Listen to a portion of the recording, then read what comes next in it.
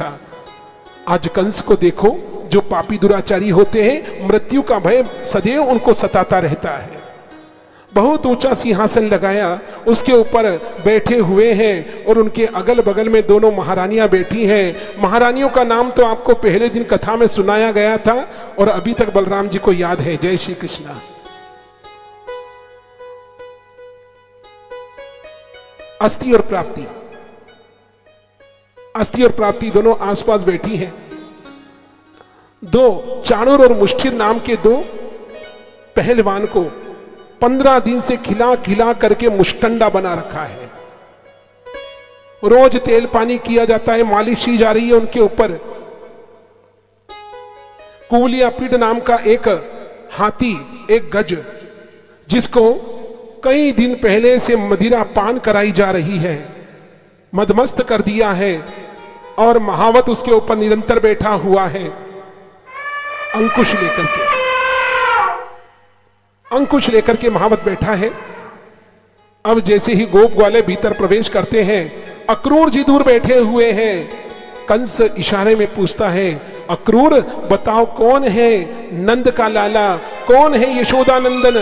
कहा ये है, कहा ये नहीं। तो कौन सा ये है? कहा ये भी नहीं, इसका नाम श्रीदामा है, इसका नाम सुनैना है और ये मधुमंगल है। तो कौन सा है?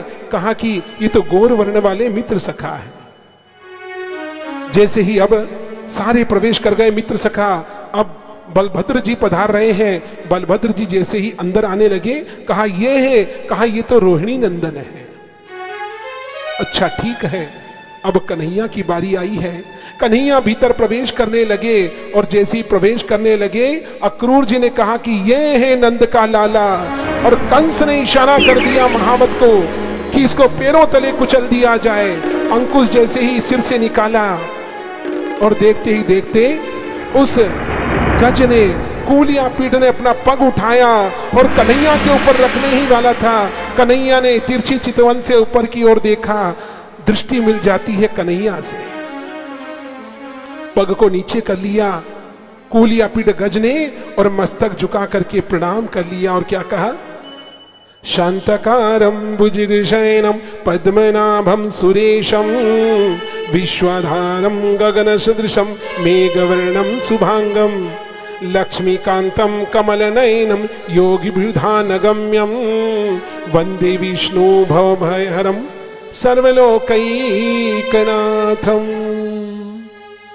कृष्णाय वासुदेवाय हरि परमात्मने प्रणत क्लेश नाशाय श्री गोविंदाय नमो नमः। हमारे हृदय के क्लेश का हरण करें प्रभु, हमें अनुग्रहित करें। मस्तक को जैसे झुकाता है, कंस बड़ी बड़ी आंखें करके देखने लगा कि ये कुवलियापीड हाथी को क्या हो गया है। मस्तक झुका करके पूछा, प्रभु पहचाना मुझे? आपको स्मृति है? कन्हैया कहने लगे, नहीं मैंने तो नहीं पहचाना। हे प्रभु आप तो करुणा निधान है, करुणा वरुणालय है, आप तो कृपा करके भूल जाते हैं, किंतु मैं नहीं भूला। गज और ग्राह लड़े जल भीतर, लड़त लड़त गज हारायण श्रीमन नारायण नारायण नारायण। जिस गजेंद्र के ऊपर आपने कृपा की थी उसकी 7 हथनियां थी, एक हथनी गर्भवती थी, उसी के गर्भ से मेरा जन्म हुआ है। मेरे पिता को जैसे आपने अपने हृदय पटल पर कौस्तुभ मणि बना करके विराजमान किया, हे भगवान मुझ पर भी कृपा करो, मेरा भी उद्धार करो। मस्तक को झुका लिया। कन्हैया ने मस्तक पर हाथ रखते हुए कहा, कौन कहता है कि प्राणी पवित्र होकर के स्नानादि कर्म से निवृत्त होकर के ही मेरी पूजा को करने योग्य माना जाता है?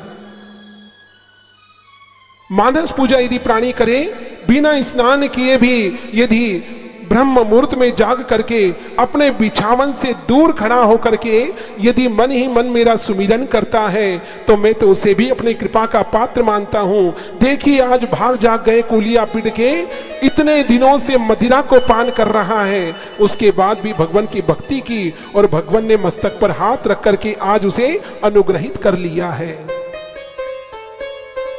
हे भगवान अब मैं कभी पाप नहीं करूंगा, यह सबसे बड़ा प्रायश्चित माना जाता है। चोरी करता हुआ चोर पकड़ा जाए, जेल में बंद कर लिया जाए, सजा काट करके जब आता है और आने के बाद भी दूसरे दिन ही रूपरेखा बनाने लगे अब किसके घर में सेंध लगाना है, तो समझ लो कि उसने प्रायश्चित नहीं किया, वो तो मरते दम तक चोरी करना कभी छोड़ेगा नहीं। और जो प्राणी एक बार दंड को प्राप्त करने के बाद, सजा को भोगने के बाद अब मैं फिर से कभी पाप नहीं करूंगा, ऐसा विचार कर ले, वो सबसे बड़ा प्रायश्चित माना जाता है। कुलियापीड़ के ऊपर कृपा की, भीतर प्रवेश किया। चाणूर और मुष्ठिर नाम के दोनों जो मल्ल थे युद्ध करने के लिए आए, कन्हैया से युद्ध करने दोनों आए, तो कन्हैया ने क्या किया? कन्हैया ने मुष्ठिर के ऊपर एक मुष्टिका का प्रहार किया, मुंह से रक्त बहाते हुए वहीं पर वो मृत्यु को प्राप्त हो गया। बलभद्र जी आए, उन्होंने चाणूर को देखा और चाणूर को उठा करके, जिस प्रकार से एक घास का पूला उठा करके प्राणी दूर फेंक देता है, वैसे ही उठा करके भूमि पर पछाड़ा और पछाड़ते ही उसके प्राण पखेरु उड़ जाते हैं। अब कन्हैया ने लगाई छलांग, पहुंच गए अपने मामा के पास। मामा बहुत तरस गया था आपके दर्शन करने के लिए, क्या करें, कभी गुरुकुल गए नहीं, क्योंकि गर्मी की छुट्टी होती है और मामा का ही घर दिखाई देता है। जय श्री कृष्णा। गुरुकुल कभी गए नहीं थे, तब क्या करें। आज पहली बार 7 बरस के हैं आज कन्हैया। 7 बरस के होने के बाद कन्हैया पहुंचे मामा के पास, छलांग लगा करके पहुंचे सिंहासन के समक्ष। उन्होंने सबसे पहले प्रणाम किया, पाए लागू मामा जी, पाए लागू मामी जी। दोनों मामी जी प्रसन्न होकर के आशीर्वाद देती है, तुम्हारा कल्याण होवे, तुम्हारी विजय हो, शत्रुओं पर विजय की प्राप्ति हो। थर-थर कांपने लगा पापी दुराचारी कंस, कहने लगा, अरे क्या कर रही हो महारानी, ये ही 8वीं संतान है देवकी की, मेरा काल बन करके आई है, तुम इसे जीवित रहने का आशीर्वाद दे रही हो। अच्छा, हमको तो पता ही नहीं था, पर अब आशीर्वाद तो मिल गया है।